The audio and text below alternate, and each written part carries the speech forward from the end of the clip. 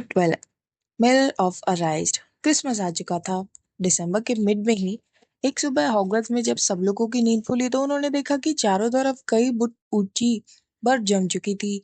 झील जम के टोस हो चुकी थी और विजली ब्रदर्स तो इस बात के लिए सजा भी मिल चुकी थी कि उन्होंने बर्फ के कई गोलों पे जादू कर दिया था ताकि वो क्रिल के पीछे घूमते रहें और उसकी पगड़ी के पीछे टकराते रहें, क्योंकि गिने चुने उल्लू उस तूफानी आसमान से जूझते हुए चिट्ठियां देने आए थे। उन्हें हैग्रिड ने हेल्दी किया था। छुट्टियां हवादार गलियारे बर्फीले हो चुके थे। क्लास में तीखी हवा खिड़कियों को हिला के रख देती थी। सबसे बुरी हालत तो प्रोफेसर स्नेप की क्लास में होती थी, जो कि तहखाने में लगती थी। यहाँ पे जब स्टूडेंट्स की सांस भर जाती थी तो वो कोहरा बन जाती थी और फिर वो अपनी गर्म कढ़ाइयों के जितने पास रह सकते थे रहने की कोशिश करते थे।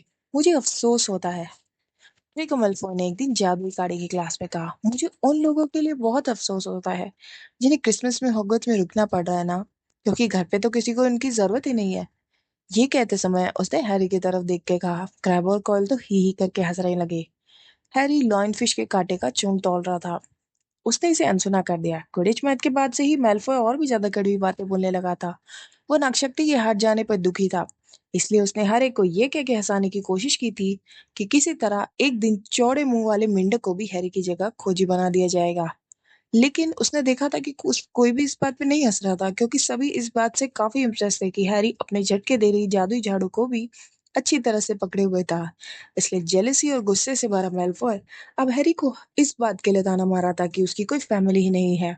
ये सच था कि हैरी क्रिसमस के लिए प्राइवेट ड्राइव नहीं जा रहा था। प्रोफेसर पेगोनिकल पिछले वीक उन स्टूडेंट्स के लिए लाई थी जो कि क्रिसमस की छुट्टियों में हॉगवर्ट्स में रुकेंगे, और हैरी ने जल्दी से साइन कर दिए थे उस पे। उसे इस बात का जरा भी दुख नहीं था, या शायद उसका अब तक का सबसे अच्छा क्रिसमस रहने वाला था। रॉन और उसके भाई भी रुक रहे थे, क्योंकि मिस्टर और मिसेस वीजली चार्ली से मिलने के लिए रोमानिया जा रहे थे। जब जादुई काढ़ी की क्लास खत्म हुई, वो लोग तहखाने से निकले तो उन्होंने देखा कि आगे वाले गलियारे में फर का एक बड़ा पेड़ बीच में रास्ता रोक के खड़ा है, जिसके पीछे दो बड़े पैर निकले थे। और एक मोटी आवाज ने उन्हें बताया कि इसके पीछे हैग्रिड था। हेलो हैग्रिड, मदद चाहिए? रॉन ने कहा। नहीं, हम ठीक है रॉन, थैंक्स। क्या तुम रास्ते से हटोगे? मैल्फॉय ने पीछे से ठंडे लहजे में कहा। क्या तुम पैसे कमाने की जुगाड़ कर रहे हो वीजली? मुझे लगता है तुम हॉगवर्ट्स से निकलने के बाद यहाँ का रखवाला बनने के ख्वाब देख रहे हो। वैसे भी तुम्हारा परिवार जितने बड़े घर में रहता है, उसकी तुलना में तो तुम्हें हैग्रिड की झोपड़ी महल ही लगेगी। जैसे ही रॉन ने मैल्फॉय पे छलांग लगाई, स्नेप तक आ चुके थे। वीजली, रॉन ने तुरंत मैल्फॉय के दुशाले के हिस्से को छोड़ दिया। उसे उत्तेजित किया गया था प्रोफेसर स्नेप, हैग्रिड ने पीछे से कहा। मैल्फॉय उसके परिवार का अपमान कर रहा था। चाहे जो भी हो, लड़ाई करना हॉगवर्ट्स के नियमों के खिलाफ है हैग्रिड, स्नेप ने कहा। प्रवेश के 5 पॉइंट कम होते हैं वीजली, और एहसान मानो कि मैंने ज्यादा पॉइंट नहीं काटे। अब तुम यहाँ से जा सकते हो। मैल्फॉय, क्रैब और कोयल पेड़ को धक्का मारते हुए गए। इसकी वजह से चारों तरफ कांटे बिखर गए और वो लोग हंस रहे थे। मैं उसे देख लूंगा, रॉन ने मेलफॉय की पीठ के पीछे अपने दांत किटकिटाते हुए कहा। एक ना एक दिन मैं उसे देख लूंगा। तुम्हें क्या बताऊं, हमारे साथ चलो और खुद चलकर बड़े हॉल को देख लो। वो कितना बढ़िया लग रहा है। इस पे हैरी, रॉन और हर्माइनी हैग्रिड और उसके पेड़ के पीछे पीछे बड़े हॉल की तरफ चल दी, जहाँ पे प्रोफेसर मैगोनिकल और फ्लिटविक ने क्रिसमस की सजावट की थी। आहा हैग्रिड, आखिरी पेड़, इसे दूर वाले कोने में रख दो। हॉल की सजावट देखने लायक थी।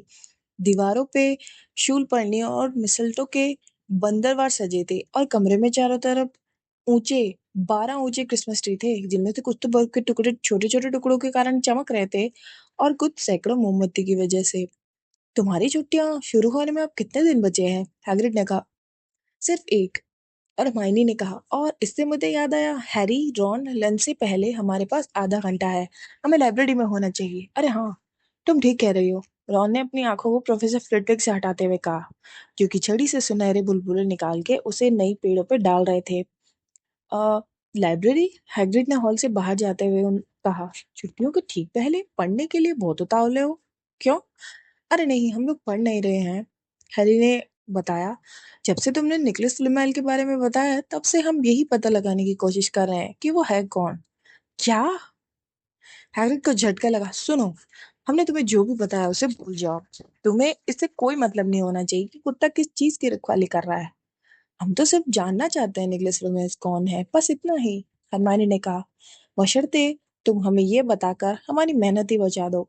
हैरी ने कहा, पहले ही सैकड़ों बुक छान चुके हैं और हमें इसका नाम कहीं भी नहीं मिला।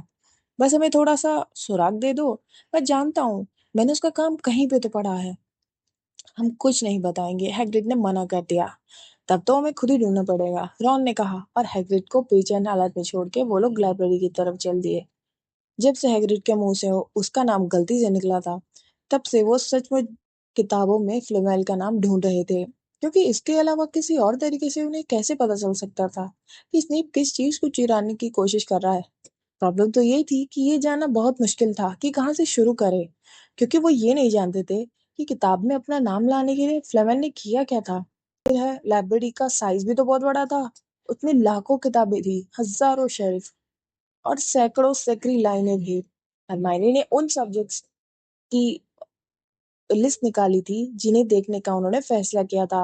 रॉन बुक्स की एक लाइन में गया और यूं ही किसी भी शेल्फ से किताबें निकाल के देखने लगा।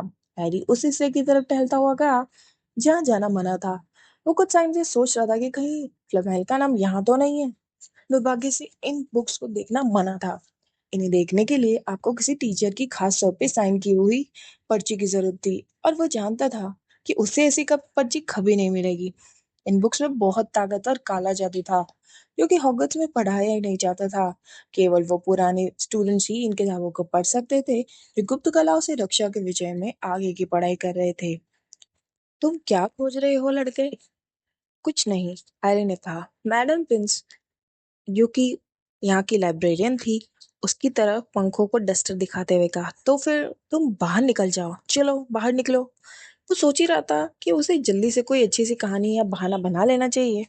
हैरी मन मार के लाइब्रेरी से बाहर निकल आया। रॉन और हरमाइनी पहले ही इस बात से सहमत हो गए थे कि मैडम पिन से ये पूछना ठीक नहीं होगा कि उन्हें निकोलस फ्लीमेल के बारे में पता है, या फिर उन्हें कोई इन्फॉर्मेशन हो तो वो कहाँ मिल सकती है। उन्हें विश्वास था कि वो बता सकते थे, लेकिन वो ये जोखिम नहीं लेना चाहते थे कि स्नेप अगर ये जान गया कि वो किस बारे में जानकारी हासिल करना चाहते थे। हैरी ने ये देखने के लिए कि बाहर गलियारे में इंतजार किया कि बाकी दोनों को कुछ मिला तो नहीं, लेकिन उसे बहुत ज्यादा उम्मीद नहीं थी। वो 15 दिनों से ढूंढ रहे थे, लेकिन उन्हें दो क्लासों के बीच में तो सिर्फ थोड़ा सा ही टाइम मिलता था।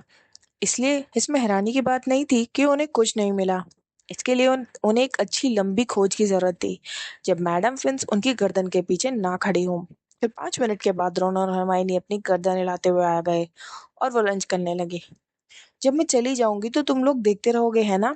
हरमाइनी ने कहा, और अगर तुम्हें कुछ मिल जाए तो मुझे उल्लू भेज देना, और तुम अपने माता पिता से पूछ सकती हो कि निकोलस फ्लेमिंग कौन है। रॉन ने कहा, उनसे पूछना सुरक्षित रहेगा, बहुत ही सुरक्षित, क्योंकि वो दोनों दांतों के डॉक्टर है। हरमाइनी ने कहा। एक बार छुट्टियां शुरू हो गई तो रॉन और हैनी का समय इतना अच्छा बीतने लगा था कि वो फ्लोमेल के बारे में भूल ही गए थे। पूरा कमरा उनके कब्जे में था, और हॉल भी अब आम दिनों की तुलना में यहाँ पे बहुत ज्यादा खाली था। इसलिए वो आग के पास वाली कुर्सियों पे बैठ सकते थे, घंटों बैठ के कुछ ना कुछ खा सकते थे जिसे वो लंबे हत्थे वाले कांटे से भून सके। ब्रेड, कम्पेट, मार्शमेलोज और ऐसे चीजें सोचते रहते थे जिनसे मेलफॉय को स्कूल से निकलवाया जा सके। हालांकि वो जानते थे कि उनके ये कोई भी उपाय सफल तो होंगे नहीं, लेकिन उनके बारे में बातें करना तो काफी मजेदार था। रॉन ने हैरी को जादुई शतरंज भी सिखाया था।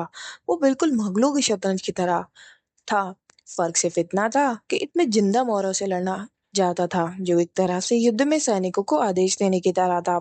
रॉन के पास हर चीज की तरह शतरंज भी उसे परिवार के किसी और सदस्य से मिली थी, इस मामले में उसके दादाजी से। बहरहाल, पुराने मोहरों से उसे कोई परेशानी नहीं होती थी। रॉन उन्हें अच्छी तरह से जानता था। उसे उनसे अपनी बात बनवाने में कभी दिक्कत नहीं होती थी। हैरी सीमस फेनेगन से उधार लिए मोहरों से खेलता था, और मोहरों के उस पे बिल्कुल भी विश्वास नहीं था। हैरी शतरंज का बहुत अच्छा खिलाड़ी नहीं था। हाँ, मत भेजो। क्या तुम्हें उसका घोड़ा नहीं दिख रहा है? उसे भेज दो, हम उसके बिना काम चला सकते हैं। क्रिसमस के शाम को जब हैरी बिस्तर पे था, तो उसके मन में अगले दिन अच्छे खाना और मौज मस्ती की आशा तो थी, लेकिन गिफ्ट मिलने की कोई उम्मीद नहीं थी। जब वो अगली सुबह जल्दी उठा, तो उसने जो सबसे पहली चीज देखी थी, वो थी उसके बिस्तर पे पैरों की तरफ लगा पैकेटों का ढेर। जब हैरी बिस्तर से बाहर आया, उसने अपना ड्रेसिंग गाउन खींचा तो रॉन नींद आवाज में बोला, हैप्पी क्रिसमस। तुम्हें भी, हैरी ने कहा। इधर देखो तो सही, मुझे तोहफे मिले हैं। और तुम किस चीज की उम्मीद कर रहे हो, छल जमोगी? रॉन ने अपने तोहफों के ढेर की तरफ देखते हुए कहा, क्योंकि हैरी के ढेर से काफी बड़ा था। हैरी ने अपना पैकेट उठाया। ये मोटे भूरे कागज में लिपटा था और इस पे लिखा था, हैरी को हैग्रिड की ओर से। अंदर लकड़ी की एक अनपढ़ बांसुरी थी। जाहिर था हैग्रिड ने उसे खुद ही बनाया था। हैरी ने बांसुरी बजाई। उससे कुछ हद तक उल्लू जैसी आवाज निकली। दूसरे बहुत छोटे पैकेट में एक चिट्ठी थी।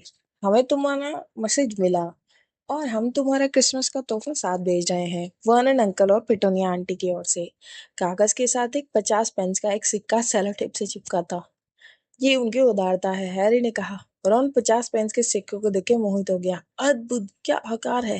ये पैसा है, तुम इसे रख सकते हो, हैरी ने कहा। और वो हंसा के रॉन कितना खुश दिख रहा है। हैग्रिड हो गया, मेरे अंकल आंटी हो गए, बाकी तो वे किसने भेजे हैं? मुझे लगता है मैं जानता हूँ किसने भेजे हैं। रॉन ने थोड़ा गुलाबी होते हुए कहा। एक बड़े से पैकेट से उभरे हुए इशारा किया। मेरी मम्मी ने। मैंने उन्हें बताया था कि तुम तोहफों की उम्मीद कर रहे हो। अरे नहीं, उसने दर्द आवाज में कहा। उन्होंने तुम्हारे लिए भी बिजली स्वेटर बना दिया। हैरी ने पैकेट फाड़ा। उसमें हाथ से बना हुआ एक मोटा हरे रंग का स्वेटर था और साथ ही में घर पे बनी कैंडी का एक पैकेट भी। हर साल वो हम लोगों के लिए स्वेटर बनाती है, रॉन ने अपना पैकेट खोलते हुए कहा। और मेरा हमेशा मैरूनी रंग का होता है। तुम्हारी मम्मी बहुत अच्छी है, हैरी ने कैंडी खाते हुए कहा, जो कि काफी टेस्टी थी।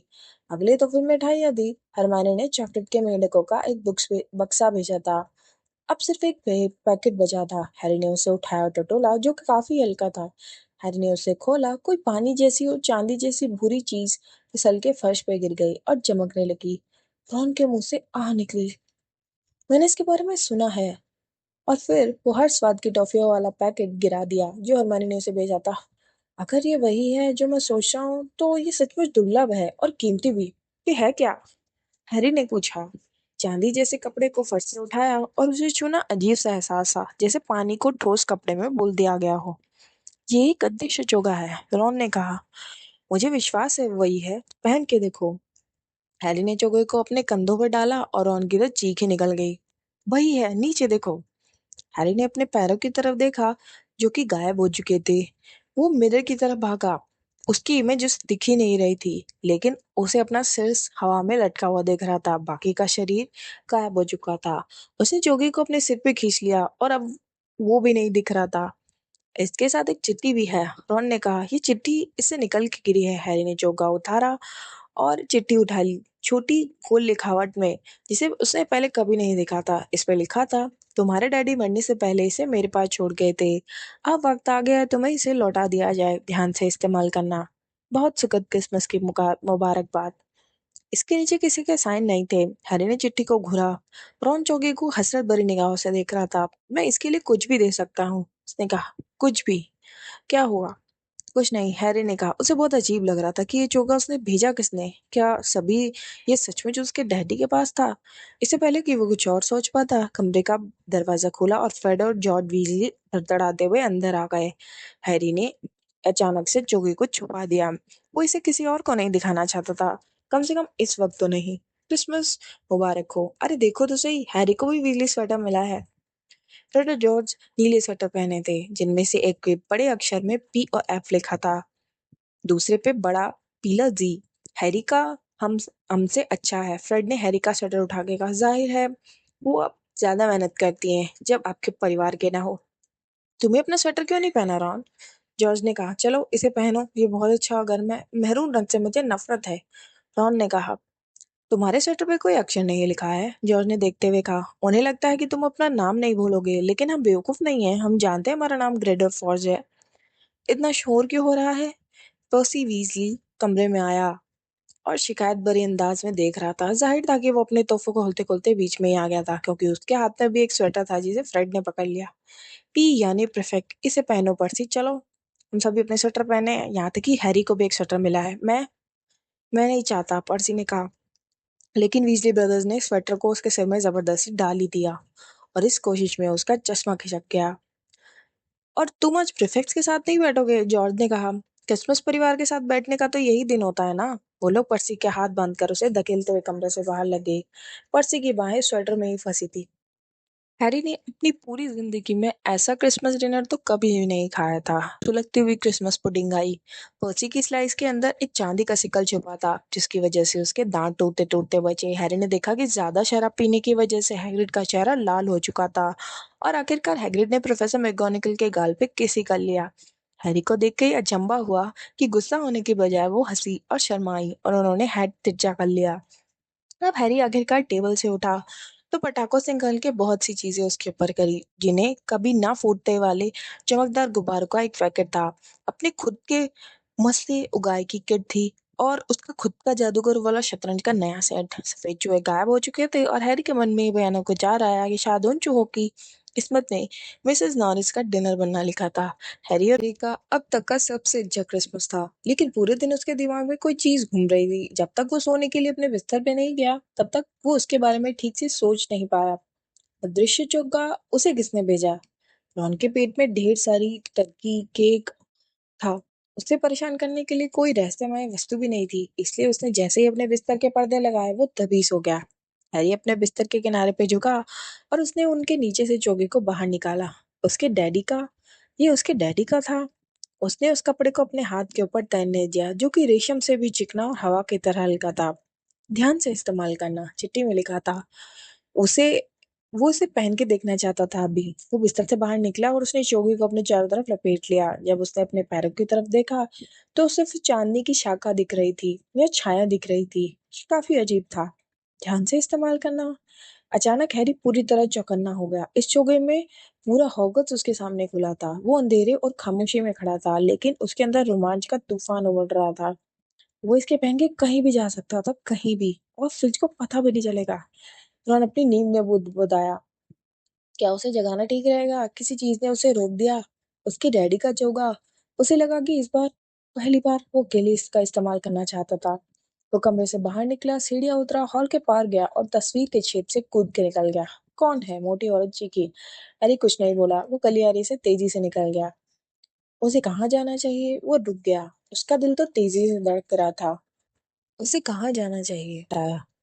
लाइब्रेरी में वहां जाना चाहिए जहां जाना मना है। वो जितनी देर चाहे पढ़ सकता था, और तब तक पढ़ सकता था जब तक ये न पता चले कि फ्लेमिल कौन है। वो आगे की तरफ चल दिया, और चलते चलते उसने अदृश्य चोगे को अपनी चारों तरफ लपेट लिया।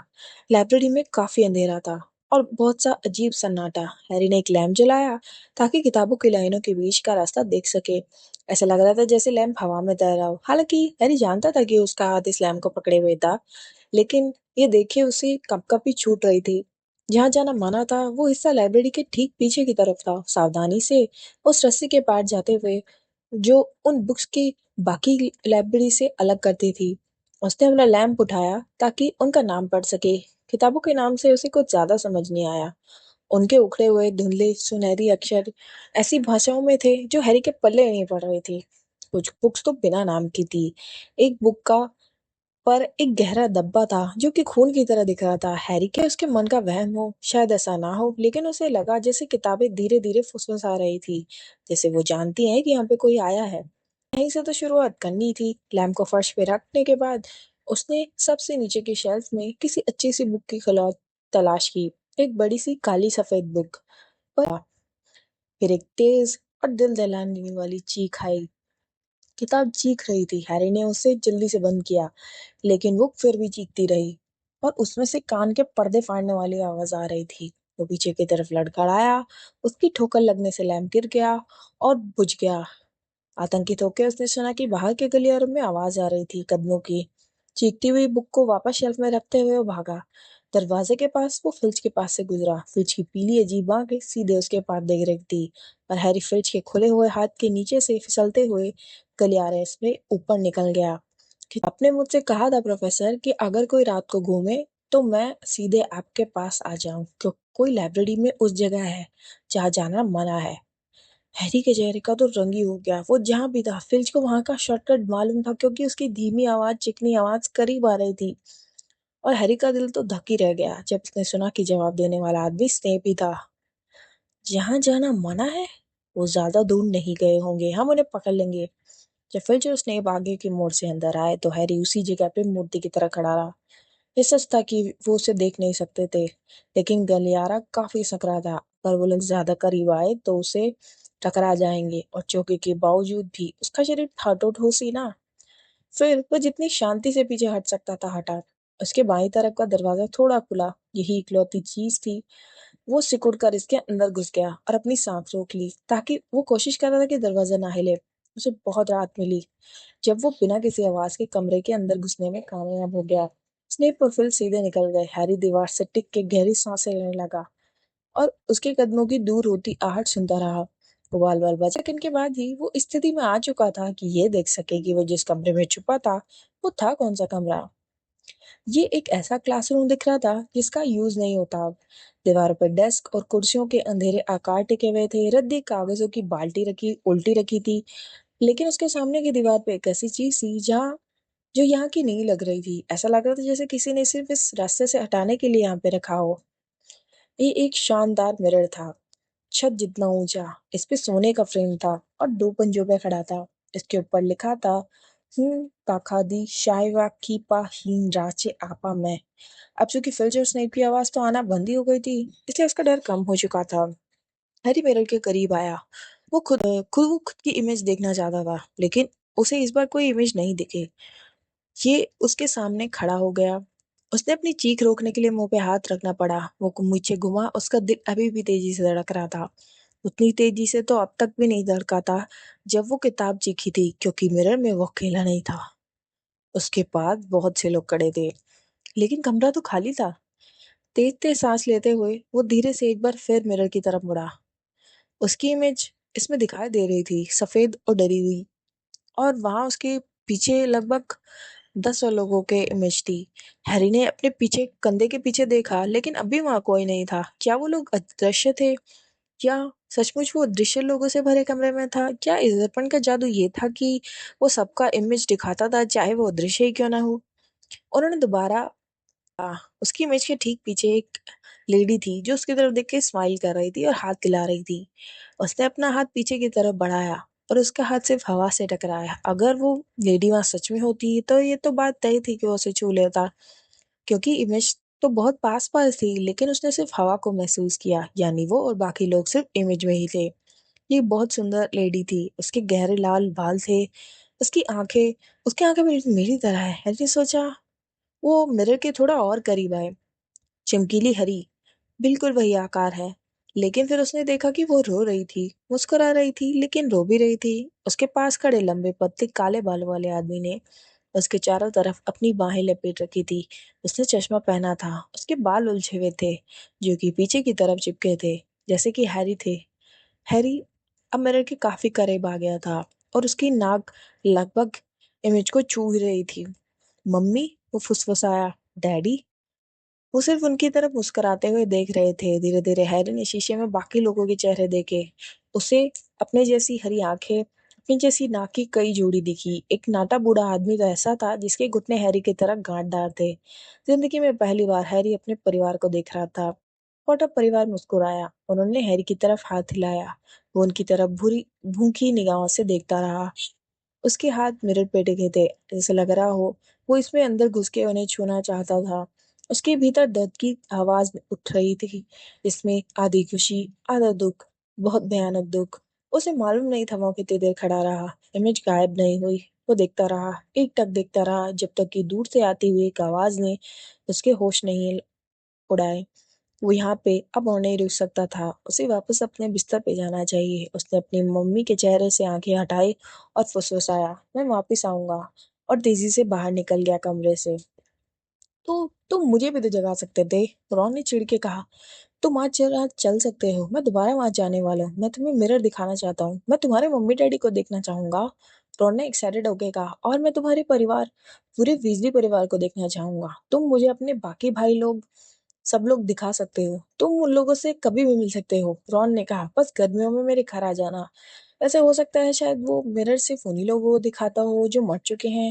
हालांकि फ्लवेल का पता न लगना बड़ी बुरी बात है। थोड़ा सा बेकन, कोई और चीज जी लो। तुम कुछ खा क्यों नहीं रहे हो?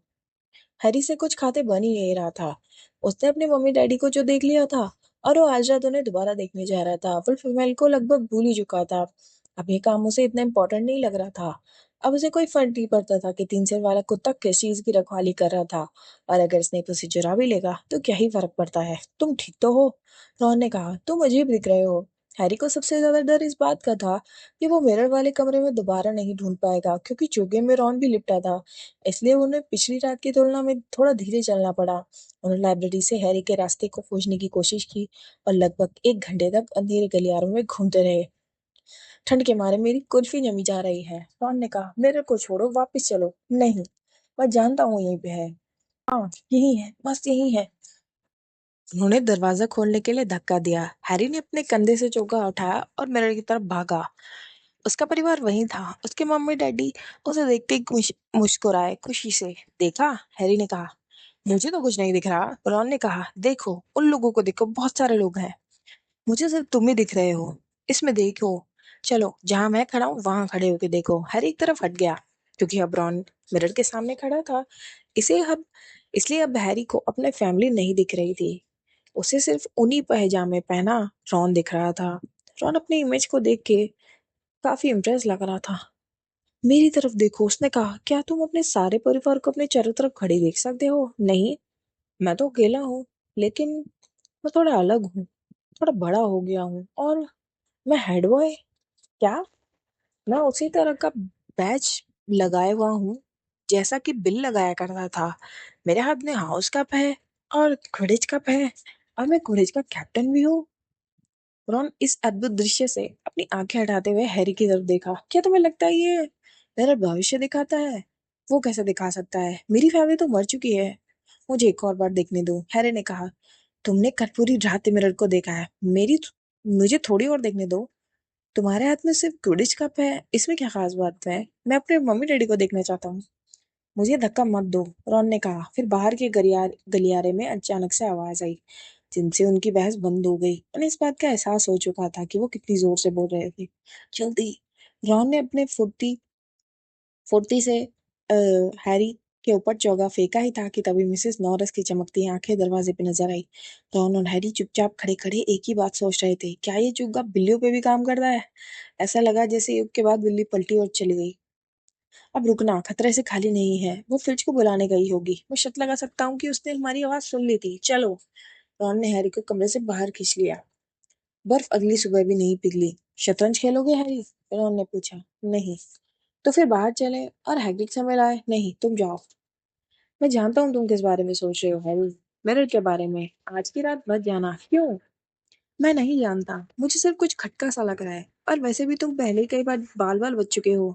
फिल्च, स्नेप, मिसेस नॉरिस चारों तरफ घूम रहे हैं। इससे क्या फर्क पड़ता है कि वो लोग तुम्हें देख नहीं सकते? मान लो वो तुमसे टकरा गए, या मान लो वो तुम किसी चीज से टकरा जाओ। तुम हरमाइनी की तरह क्यों बोल रहे हो? मैं सच कह रहा हूँ, हैरी, मत जाओ। लेकिन हैरी के मन में सिर्फ एक ही थॉट था, यही कि वो मिरर के सामने वापस जाएगा, और रॉन उसे ऐसा करने से नहीं रोक सकता। तीसरी रात उसने अपना रास्ता पहले से बहुत जल्दी खोज लिया। उसे मालूम था कि वो तेज तेज चल रहा था, जिसकी वजह से बहुत आवाज आ रही थी। ऐसा करना समझदारी नहीं थी, लेकिन उस रास्ते में कोई नहीं मिला। और इस बार फिर उसके मम्मी डैडी की तरफ देखकर उसे मुस्कुरा रहे थे। उसके दादाजी तो खुशी के मारे सिर हिला रहे थे। हैरी मिरर के सामने फर्श पे बैठ गया, और वो रात भर अपनी फैमिली के साथ बैठने वाला था, और आज उसे कोई रोक नहीं सकता था। कोई भी नहीं, सिवाय। तो हैरी फिर से आ गए। हैरी को लगा जैसे कोई उसके भीतर का खून जम के बर्फ हो चुका था। उसने पीछे मुड़ के देखा। दीवार के पास रखी कुर्सियों में एक और नहीं, बल्कि एल्बस डम्बलडोर बैठे थे। हैरी उनके पास से ही गुजरा होगा, लेकिन वो मिरर तक पहुंचने के लिए इतना बेताब था कि उसने देखा ही नहीं। मैं आपको देख नहीं पाया, सर। अजीब बात है, हैरी। मैं अदृश्य होने से तुम्हारी आंखें कमजोर हो गई है, डम्बलडोर ने कहा। और हैरी को देख के राहत मिली कि वो मुस्कुरा रहे थे। तो डम्बलडोर ने कहा, और कुर्सी से उठ के हैरी के पास फर्श पे बैठ गए। तुम्हारे पहले तुम्हारे पहले इसे देखने वाले सैकड़े लोगों की तरह तुम भी शाहिवा के दर्पण ने जादू कर दिया है। क्या क्या क्या? मैं नहीं जानता था इसका ये नाम है, सर। लेकिन मुझे उम्मीद है कि अब तक तुम्हें ये एहसास हो गया होगा कि क्या करता है। ये मुझे मेरा परिवार दिखाता है, और ड्रोन को वो दिखाता है कि वो हेड बॉय बन गया है। आपको कैसे मालूम? मुझे अदृश्य होने के लिए किसी की चोगी की जरूरत नहीं है, डम्बलडोर ने कहा। अब क्या तुम अंदाजा लगा सकते हो कि शाइवा का दर्पण करता क्या है? मैं थोड़ा समझा हूँ, हैरी ने कहा। दुनिया का सबसे सुखी आदमी शाइवा के दर्पण का उपयोग किसी आम दर्पण की तरह नहीं कर सकता। यानी कि जब हम इसमें देखेंगे तो इसमें अपना बिल्कुल वही रूप पाएंगे जो उसका असली रूप है। क्या इससे तुम्हें कुछ मदद मिलेगी? हैरी ने सोचा। फिर उसने धीरे से कहा, ये हमें हमारी ख्वाहिश दिखाता है, चाहे हमारी ख्वाहिश जो भी हो। सही, बिल्कुल सही भी और गलत भी, डंबलडोर ने कहा। ये हमारे दिल की सबसे प्रबल, सबसे गहरी ख्वाहिश दिखाता है। ना उससे ज्यादा ना उससे कम। तुम अपनी फैमिली से कभी नहीं मिले हैरी, इसलिए तुम उन्हें अपनी चारों तरफ देखते हो। रोनाल्ड वीज़ली, जो हमेशा अपने भाइयों की छाया में रहा है, उसने अपने आप को अकेला खड़ा देखा यहाँ, उन सबसे बेहतर स्थिति में। बहरहाल, ये मिरर हमें ना तो ज्ञान देता है ना ही सच दिखाता है। लोग इसके सामने खड़े होने के बाद बर्बाद हो चुके हैं। उन्होंने इसमें जो भी देखा वो मुग्ध हो गए या पागल हो गए, क्योंकि वो नहीं जानते थे कि वो क्या दिखा रहा है। जो सच था, संभव नहीं था, या था ही नहीं। मिरर को कल नए घर में ले जाया जाएगा हैरी, और मैं चाहूंगा कि तुम दोबारा इसकी तलाश ना करो। अगर तुम्हारा कभी इसे दोबारा सामना हो तो अच्छी बात नहीं है, ये बात याद रखना। अब तुम अपने उस शानदार चोगे को वापस पहनो और बिस्तर पे जाओ। हैरी खड़ा हो गया। सर, प्रोफेसर डम्बलडोर, क्या मैं आपसे कुछ पूछ सकता हूँ? जाहिर है तुमने अभी भी पूछ ही लिया है। बहरहाल, तुम मुझसे एक और सवाल पूछ सकते हो। जब आप मिरर में देखते हैं तो आपको क्या दिखता है? मुझे? मैं देखता हूँ मेरे हाथ में मोटे ऊनी मोजे हैं। हैरी देखता रह गया। इंसान के पास कभी पर्याप्त मोजे नहीं रहते ना? डम्बलडोर ने कहा, और एक और क्रिसमस आया चला गया, लेकिन किसी ने एक भी जोड़े मोजे नहीं दिए मुझे। लोग मुझे बुक्स ही देते रहते हैं। जब हैरी बिस्तर पे गया तब जाके उसे एहसास हुआ कि डम्बलडोर शायद पूरी तरह से सच नहीं बोल रहे थे। लेकिन स्कैबस को अपने तकिए से दूर हटाते उसने सोचा कि ये बहुत पर्सनल सवाल था।